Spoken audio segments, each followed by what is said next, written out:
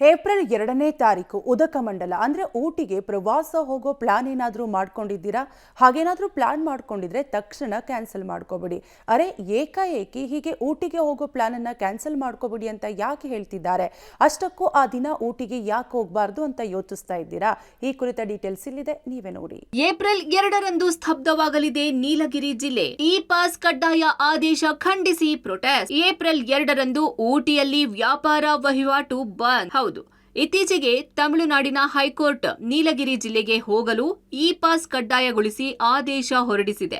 ಅದರಂತೆ ನೀಲಗಿರಿ ಜಿಲ್ಲೆಗೆ ನಿತ್ಯ 6,000 ವಾಹನಗಳಿಗಷ್ಟೇ ಪ್ರವೇಶಕ್ಕೆ ಅವಕಾಶವಿದೆ.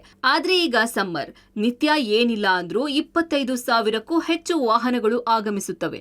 ಆದ್ರೆ ಇ ಪಾಸ್ ಜಾರಿ ಅನ್ವಯ 6,000 ವಾಹನಗಳಿಗಷ್ಟೇ ಪ್ರವೇಶದ ಅವಕಾಶವಿದೆ. ಕೋರ್ಟ್ ಆದೇಶದಿಂದ ವ್ಯಾಪಾರ ವಹಿವಾಟು, ಪ್ರವಾಸೋದ್ಯಮ ಸೇರಿದಂತೆ ಅನೇಕ ಕ್ಷೇತ್ರಗಳ ಮೇಲೆ ಇ ಪಾಸ್ ವಿತರಣೆ ಪರಿಣಾಮ ಬೀರಿದೆ. ವ್ಯಾಪಾರ ವಹಿವಾಟು ನಡೆಸುವವರಿಗೆ ಸಂಕಷ್ಟ ಎದುರಾಗಿದೆ. ಇದರಿಂದ ಇ ಪಾಸ್ ಅನ್ನ ಸಂಪೂರ್ಣ ರದ್ದುಗೊಳಿಸಬೇಕು ಅಂತ ಆಗ್ರಹಿಸಿ ಏಪ್ರಿಲ್ 2ರಂದು ನೀಲಗಿರಿ ಜಿಲ್ಲಾದ್ಯಂತ ಬಂದ್ ಮಾಡೋಕೆ ವ್ಯಾಪಾರಿ ಸೇರಿದಂತೆ ನಾನಾ ಒಕ್ಕೂಟಗಳು ಬಂದ್ಗೆ ಕರೆ ಕೊಟ್ಟಿವೆ. ಈ ಇ ಪಾಸ್ಗೆ ನಾವು ಬ್ಲ್ಯಾಕ್ ಫ್ಲ್ಯಾಗ್ ಹಾಕಿ ನಮ್ಮ ಎಲ್ಲ ಮನೆಗಳಲ್ಲೂ ಎಲ್ಲ ಅಂಗಡಿಗಳಲ್ಲೂ ಬ್ಲ್ಯಾಕ್ ಫ್ಲ್ಯಾಗ್ ಹಾಕಿ ಹೋರಾಟ ಮಾಡ್ತಾ ಇದ್ದೀವಿ. ಈ ಸರ್ಕಾರಕ್ಕೆ ಈ ಬೇಡಿಕೆಗಳೆಲ್ಲ ಫುಲ್ಫಿಲ್ ಮಾಡಬೇಕಾಗಿ ಇದು ಮಾಡ್ತಾ ಇದ್ದೀವಿ. 2ನೇ ತಾರೀಕು complete Nilgiri district including hotels, shops, auto, everything will be on strike. ಇನ್ನು ತಮಿಳುನಾಡಿನ ನೀಲಗಿರಿ ಜಿಲ್ಲೆಗೆ ಆಗಮಿಸೋಕೆ 6 ಮಾರ್ಗಗಳಿವೆ. ಅದರಲ್ಲಿ 4 ಮಾರ್ಗ ಕೇರಳದಿಂದ ಬಂದ್ರೆ ಕರ್ನಾಟಕ ಹಾಗೂ ತಮಿಳುನಾಡಿನಿಂದ ಸಂಚಾರ ಕೂಡ ನಡೆಯುತ್ತದೆ.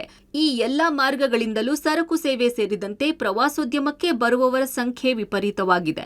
ಅದರಲ್ಲೂ ಬೇಸಿಗೆ ರಜೆ ಹಿನ್ನೆಲೆ ಕರ್ನಾಟಕದಿಂದಲೂ ಕೂಡ ಊಟಿ ಪ್ರವಾಸ ಕೈಗೊಳ್ಳುವವರ ಸಂಖ್ಯೆಯೂ ಕೂಡ ಅಧಿಕವಾಗಿದೆ.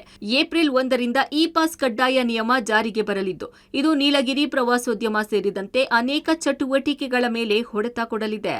High Court Chennai, they given the resolution to avoid the tourist jam in Nilgiri district. From the April 1st to June end, only in the weekdays only 6,000 vehicles allowed in Nilgiri district, and weekend 8,000 vehicles are allowed. So honorable court will be consider these things to reback this e-pass system for the public cost. Because of this, we are giving the band. We announced the band on 2nd of April on Wednesday.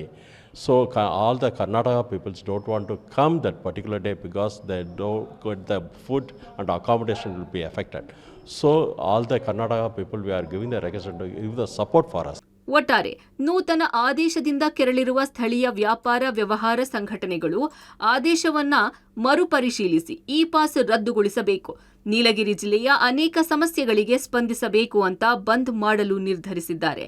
ಸದ್ಯ April 2ರಂದು E pass ಕಡ್ಡಾಯ ಆದೇಶ ಖಂಡಿಸಿ ನೀಲಗಿರಿ ಜಿಲ್ಲೆ ಬಂದ್ ಮಾಡಲಾಗ್ತಾ ಇದೆ. Vijaykumar, Chamarajanagar, public TV.